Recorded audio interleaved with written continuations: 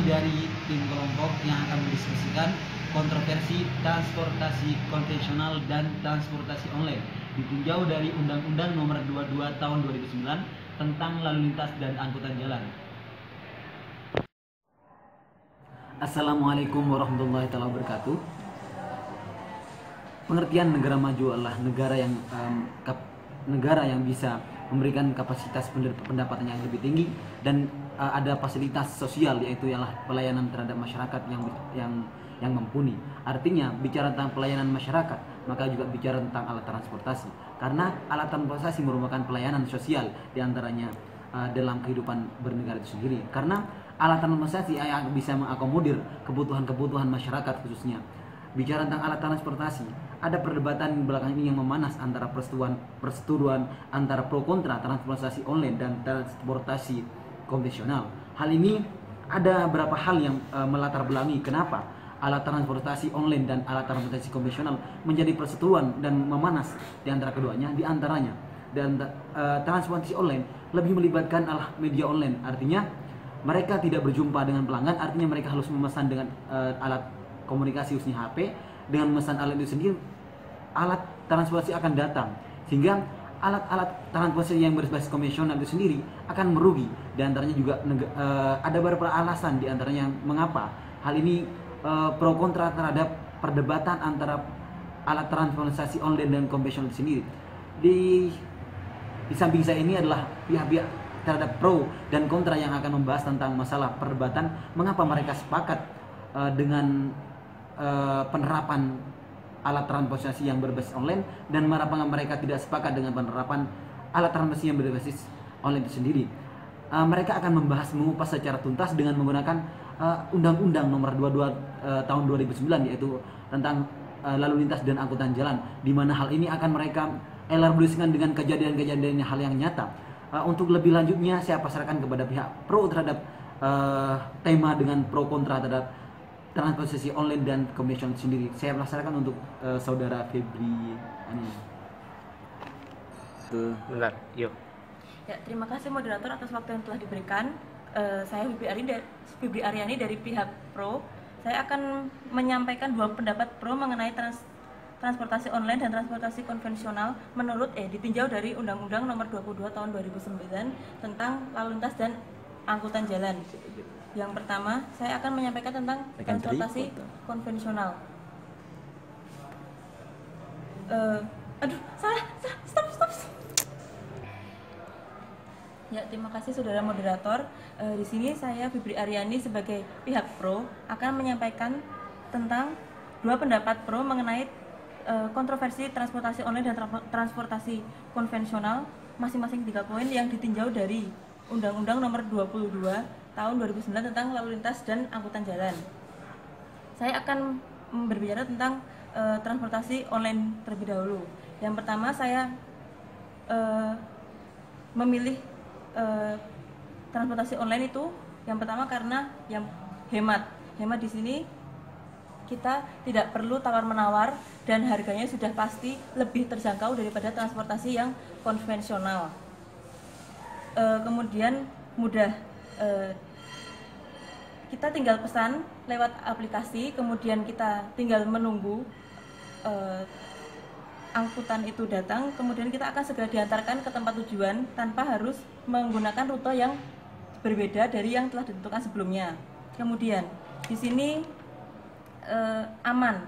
Maksud aman di sini adalah identitas calon penumpang dan sopir atau driver itu sudah akan teridentifikasi oleh sistem pusat, sehingga akan mengurangi tindak kejahatan yang terjadi seperti yang sudah-sudah. Oleh karena itu, menurut pasal 22 ayat 2 yang berisi tentang pengembangan industri dan prasarana dan lalu lintas dan angkutan jalan mencakup alih teknologi yang disesuaikan dengan kearifan lokal. Jadi saya tetap pro dengan angkutan transportasi online.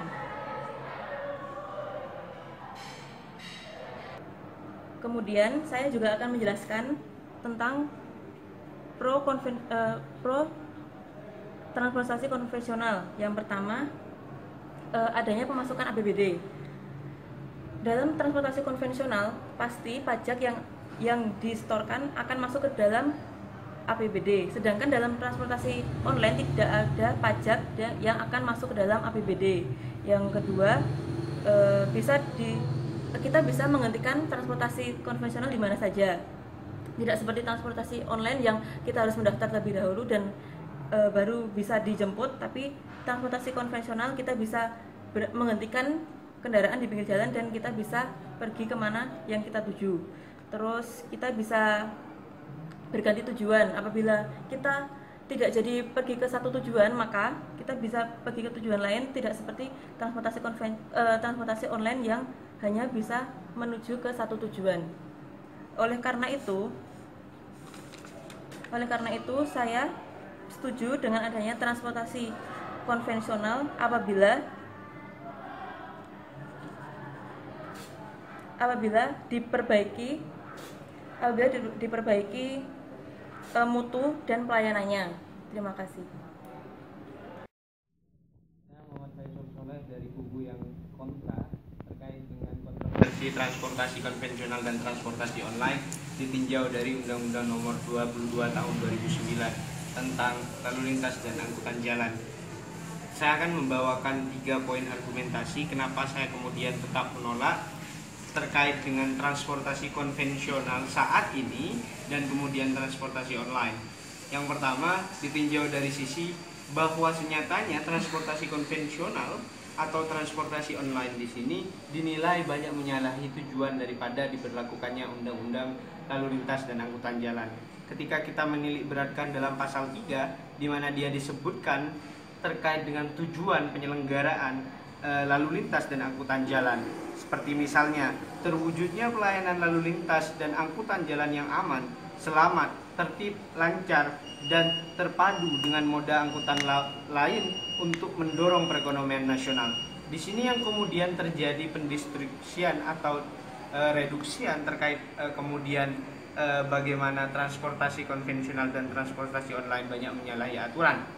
Seperti misalnya ketika kita berbicara mengenai Yogyakarta, banyak kemudian seperti Trans Jogja, salah satu contoh untuk transportasi konvensional, di mana fasilitas yang ada terutama dalam rangka menjamin keamanan dan layanan bagi para pengguna transportasi kurang begitu memadai. Akibatnya apa? Tujuan daripada undang-undang ini kemudian tidak dapat diberlakukan.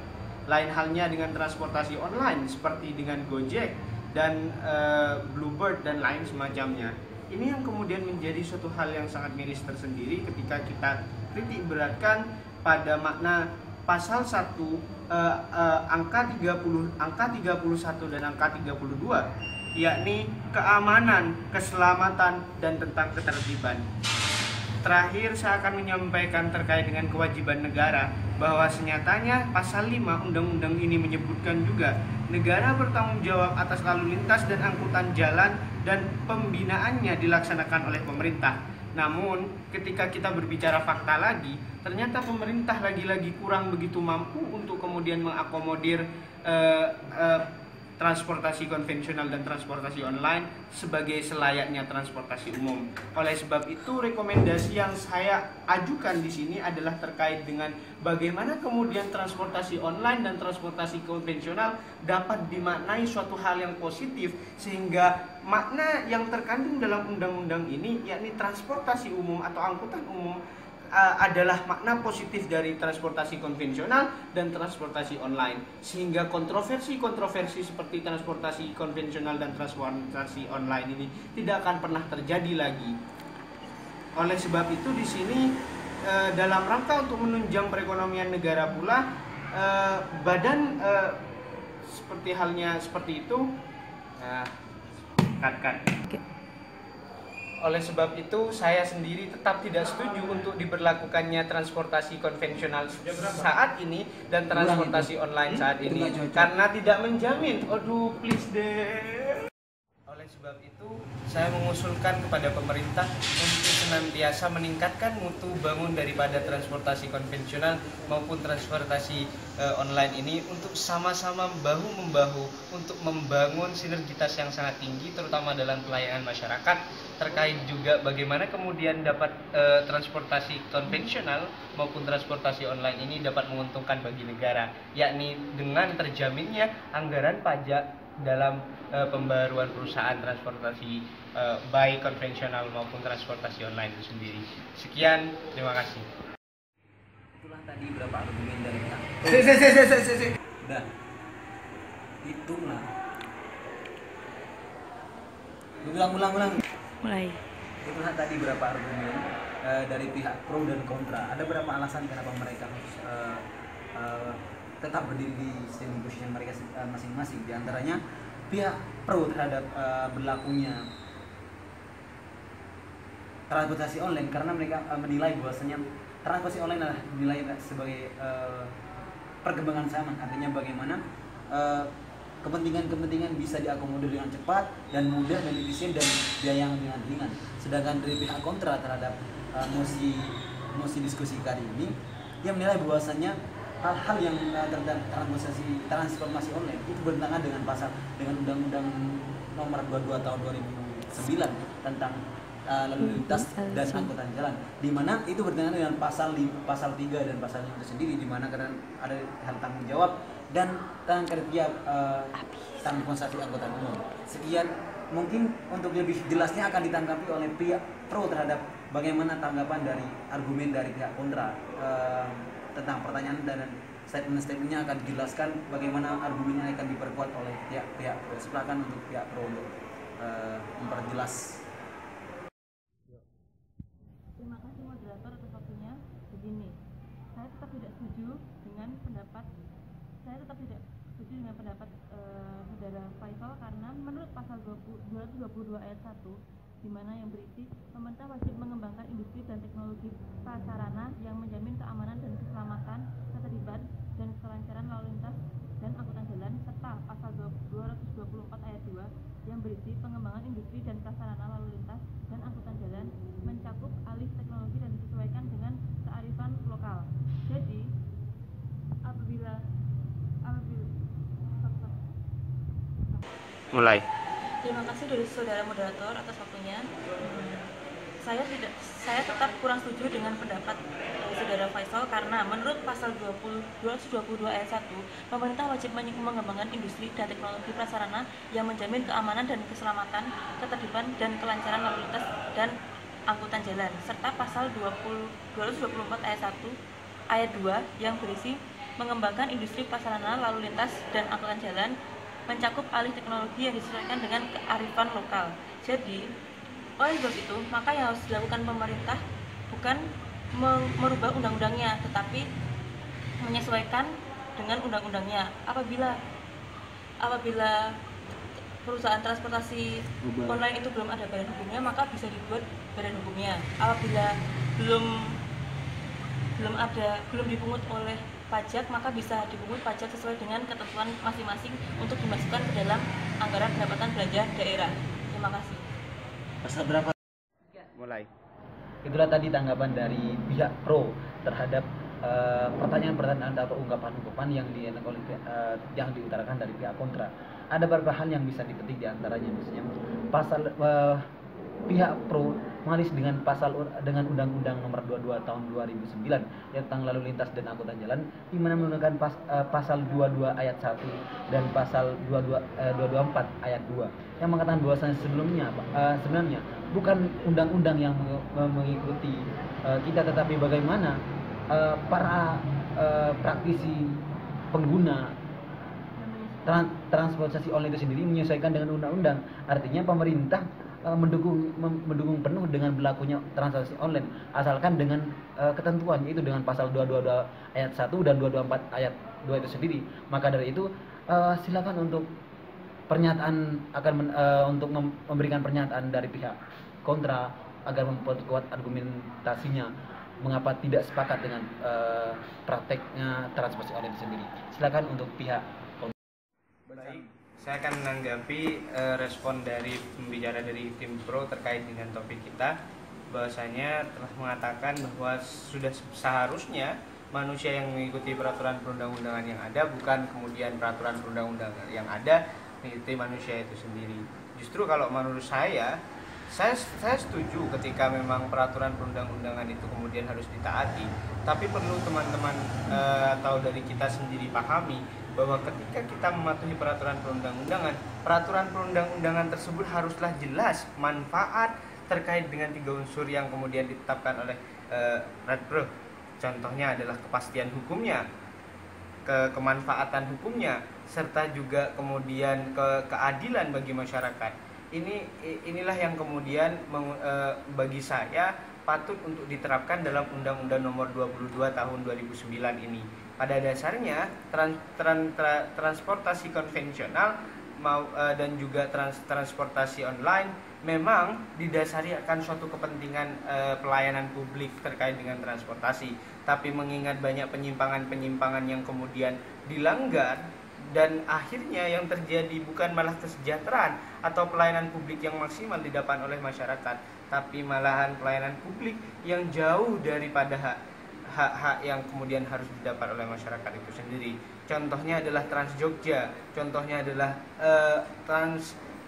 trans yang lain yang kemudian sangatlah jauh daripada fasilitas yang bagus, menjamin keamanan daripada pengguna transportasi itu sendiri, dan pada akhirnya pun tidak dapat kemudian kita katakan layak untuk dipergunakan. Oleh sebab itu, saya tetap setuju dengan argumen saya mengatakan bahwa peraturan yang ada sekarang ini belum bisa menjamin prinsip-prinsip dalam transportasi umum itu sendiri. Oleh sebab itu, pemerintah harus kemudian merevisi dan memperjelas kaidah-kaidah untuk kemudian menimbulkan kemaslahatan bagi masyarakat. Terima kasih. Itulah tadi beberapa argumentasi dari pihak pro dan kontra terhadap transportasi online dan transportasi konvensional. Ada beberapa hal yang dapat kami simpulkan dari diskusi atau perdebatan ini. Pertama mengenai undang-undang, artinya menarik kesimpulan benang merah di antara keduanya. Bagaimana mengambil perkataan dari Prof. Satrio Harjo, bagaimana pihak pro mengatakan bahwasanya hukum yang mengikuti manusia, bukan manusia mengikuti hukum. Artinya undang-undang itu harus mengikuti selaras dengan perkembangan zaman. Artinya ketika undang-undang stagnan, maka akan fasih kejadian yang kemarin itu sendiri.